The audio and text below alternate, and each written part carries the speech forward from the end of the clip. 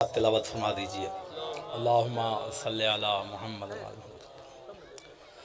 اعوذ باللہ السمیع العلیم من الشیطان اللعین الرجیم، بسم اللہ الرحمن الرحیم۔ الحمدللہ الذی علا بحولہ ودنا بطولہ، مانہ کل غنیمت و فضل و کاشف کل عظیمت و عزل، احمدہ علی عواطف کرمہ و ثوابغ نعمہ، و اؤمن بہ اولا بادیا و استہدیہ قریبا ہادیا، و استعینہ قادرا قاہرا و اتوکل علیہ کافیا ناصرا۔ الصلاۃ والسلام علی الحسین وعلی رب الحسین وعلی جد الحسین وعلی اب الحسین وعلی ام الحسین وعلی اخی الحسین وعلی اولاد الحسین وعلی اصحاب الحسین وعلی شیعۃ الحسین وعلی محب الحسین۔ اما بعد فقد قال رسول اللہ صلی اللہ علیہ وآلہ وسلم، بسم اللہ الرحمن الرحیم، الفاطمۃ ام ابیہا۔ صلوات بلند آواز سے تلاوت فرما دیجئے۔ اللہم صلی علی محمد۔ نعرہ تکبیر۔ سارے مل کے اپنے آپ کو تھوڑا نہ سمجھے، بلند آواز سے نعرے کے جواب دیں۔ نعرہ تکبیر، نعرہ رسالت۔ سارے مل کے نعرہ رسالت، نعرہ حیدری۔ سارے مل کے بلند آواز سے نعرہ حیدری، باواز بلند صلوات۔ اللہم صلی علی محمد۔ درود کا پڑھنا عظیم عبادت ہے، احسان سمجھ کے نہیں، ایمان سمجھ کے، واجب سمجھ کے نہیں، اوجب سمجھ کے، زحمت سمجھ کے نہیں، رحمت سمجھ کے بلند آواز سے آل محمد کی ذات پہ درود بھیجئے۔ اللہم صلی علی محمد۔ اجازت ہے جی گفتگو شروع کی جائے۔ جیسا کہ آپ سب کے علم میں ہے کہ یہ جو ایام ہیں، یہ ایام منسوب ہیں جناب سیدہ طاہرہ صدیقۃ الکبریٰ بطول عذرا سیدہ فاطمہ زہرا صلوات اللہ علیہ کی ذات پاک سے۔ صلوات بلکہ بلند آواز سے پڑھیں۔ معصوم فرماتے ہیں کہ جو بندہ درود پڑھتا ہو وہ بندہ کبھی منافق نہیں ہو سکتا۔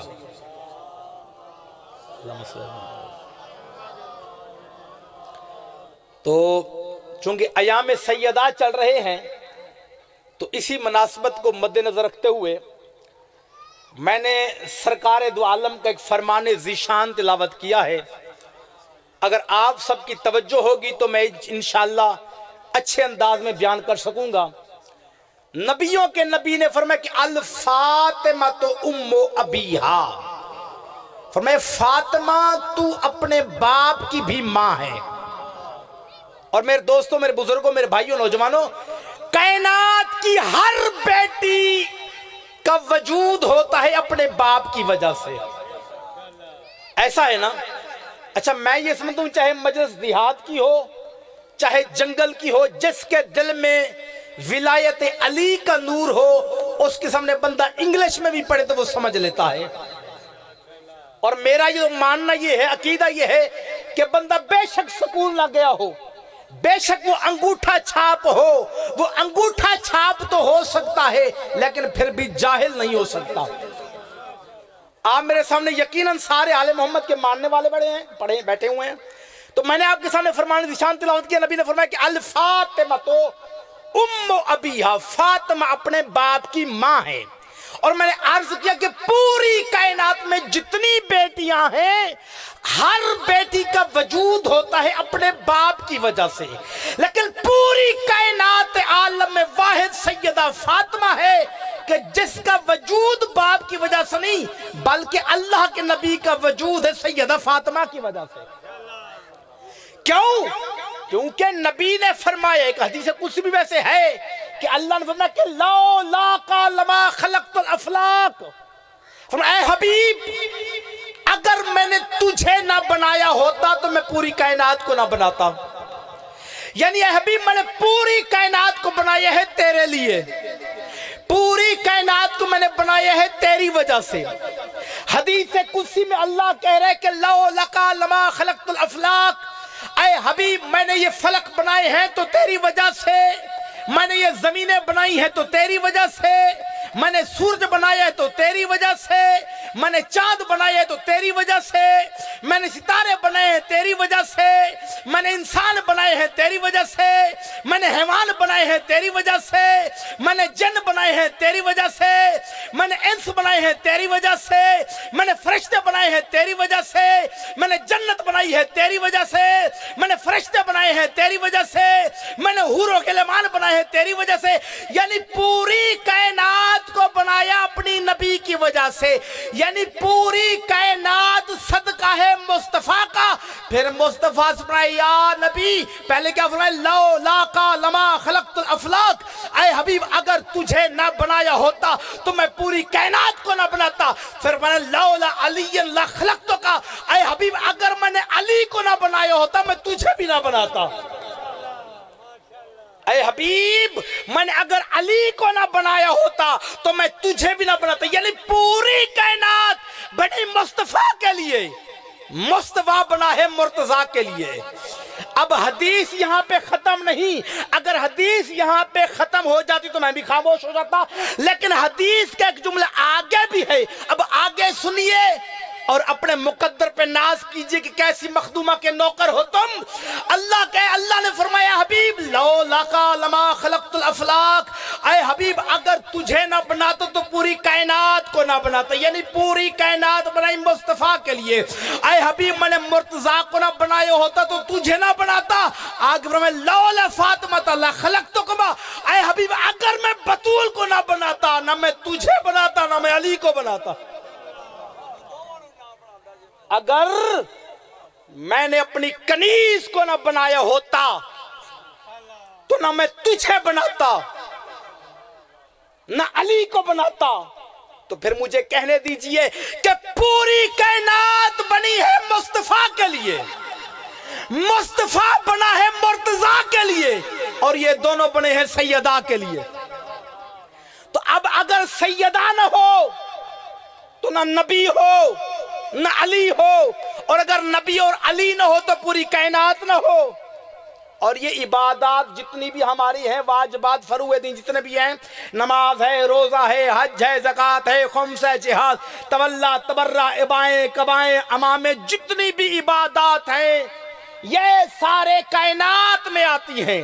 تو اگر سیدہ نہ ہوتی تو عبادت نہ ہوتی، سیدہ نہ ہوتی تو نہ نماز ہوتی، نہ روزہ ہوتا، نہ حج ہوتا.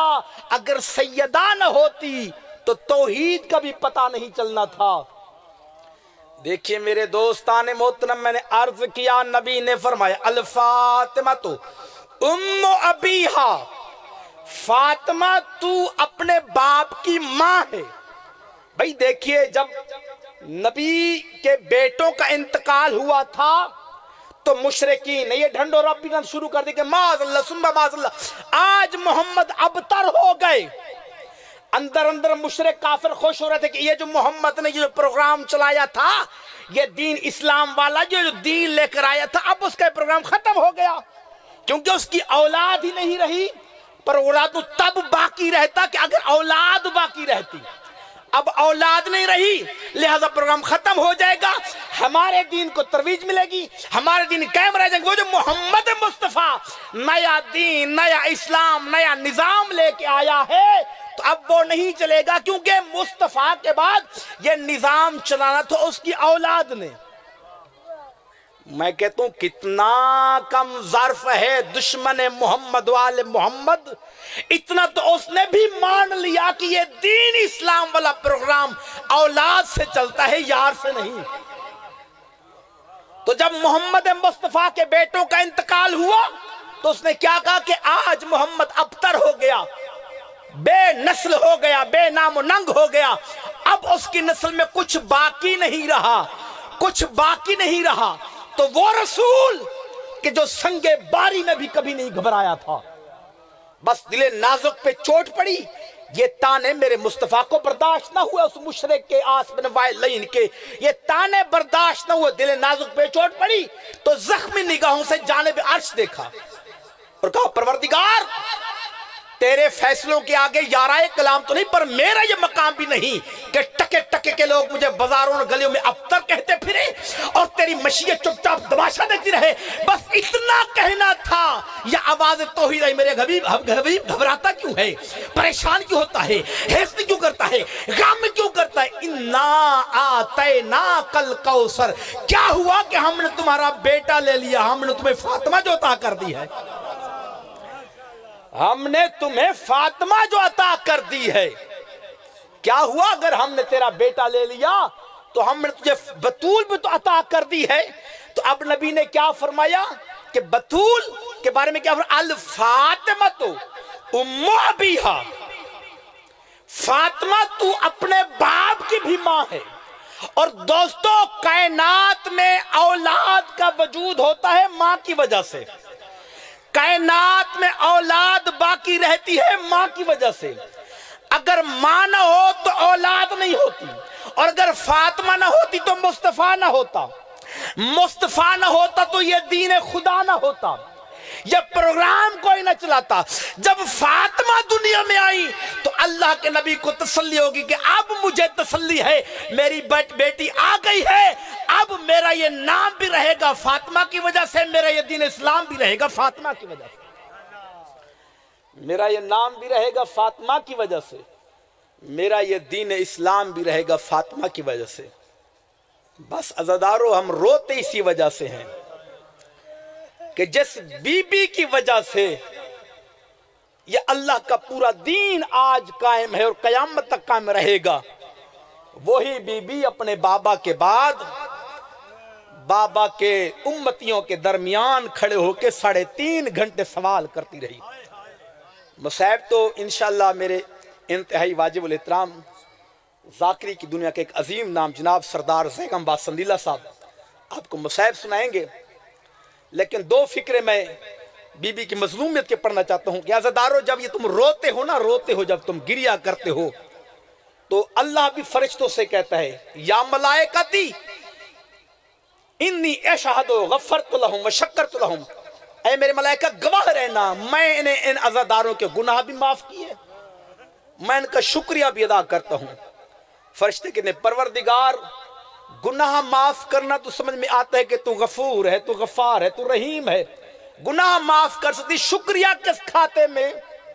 उस वक्त आवाज तौहीद आती है, फरिश्तों क्या तुमने देखा नहीं हुसैन का अकबर कोई बर्छी के लायक था, हुसैन का अकबर इसी लायक था कि उसे नेज़े से उतारा जाए, और तुमने देखा नहीं हुसैन ने मेरी तौहीद की खातिर अपने बड़े खूबसूरत बेटे अकबर को कुर्बान कर दिया। हक तो अब मेरा बंदा था, क्यों उसने मेरी तौहीद की खातिर पूरे का पूरा कुंभा लुटा दिया, पूरे का पूरा घर लुटा दिया। हक मेरा बनता था कि हुसैन के अकबर पे रोऊं तो मैं रोऊं, हुसैन पे गिरिया करूं तो मैं करूं। मैं चूंकि जिस्म की मजबूरी रखता हूं, मेरे वाला काम ये अज़ादार कर रहे हैं, इनका शुक्रिया ना अदा करूं तो क्या करूं।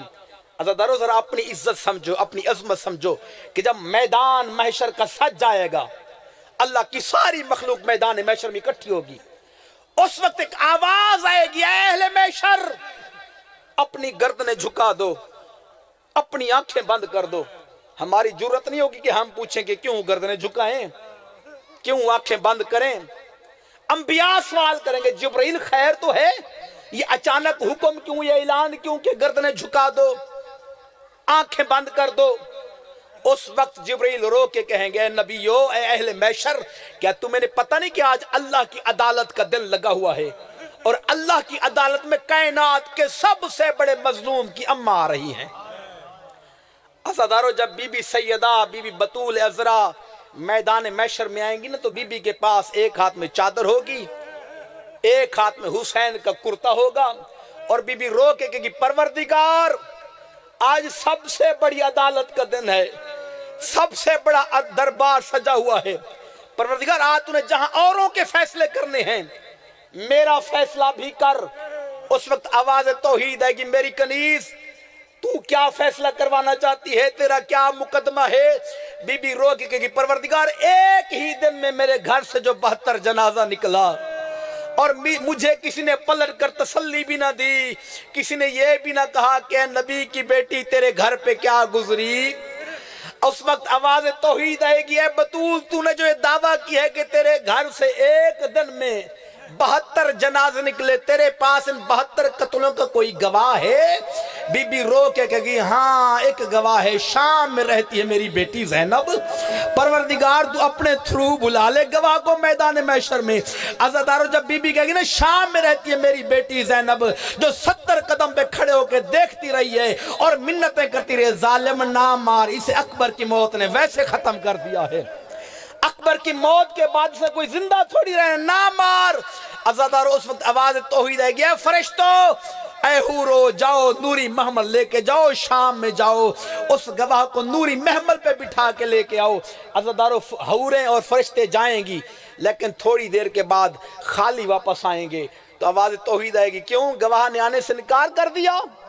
فرشتے اور حوریں رو کر کہیں گے پروردگار گواہ نے یہاں سے انکار تو نہیں کیا لیکن ایک شرط لگائی ہے۔ گواہ نے کہا کہ آج میں سب سے بڑے دربار میں جا رہی ہوں، آج میری شرط یہ ہے کہ آج میں ایسے آنا چاہتی ہوں جیسے میں شام کے درباروں میں گئی تھی، جیسے میں کوفے کے درباروں میں گئی تھی۔ پروردگار میں ویسے آؤں گی تو پھر تجھے پوچھنا نہیں پڑے گا۔ عزادارو بن پلان اونٹ کے میری آقا زادی جب آئے گی نا میدان محشر میں، اپنے رونے والوں اپنی قدر دیکھنا، جب بن پلان اونٹ کے میری آقا زادی آئے گی نا میدان محشر میں، اس وقت عباس آگے بڑھیں گے، عباس کے بازو تو ساتھ نہیں ہوں گے، عباس بی بی زینب کے قدموں پہ اپنا سر رکھ دیں گے اور کہیں گے بی بی میں تیری دنیا میں تو کوئی خواہش فرمائش پوری نہ کر سکا، بی بی اب کوئی حکم ہے تو کر، اب میں تیری فرمائش پوری کر سکتا ہوں۔ بی بی زینب رو کے کہ عباس وہ جو دنیا میں میرے برکے کو روتے رہے ہیں، وہ جو دنیا میں میرے اکبر کی برچھی کو روتے رہے ہیں، وہ جو دنیا میں میرے حسین کی 13 ضربیں یاد کر کے روتے تھے، عباس ان سارے عزاداروں کو بلا کے اکٹھا کر کے میرے سامنے پیش کر۔ عزاداروں اس وقت عباس ہم سب کو اکٹھا کر کے بی بی زینب کے سامنے لے کے آئیں گے۔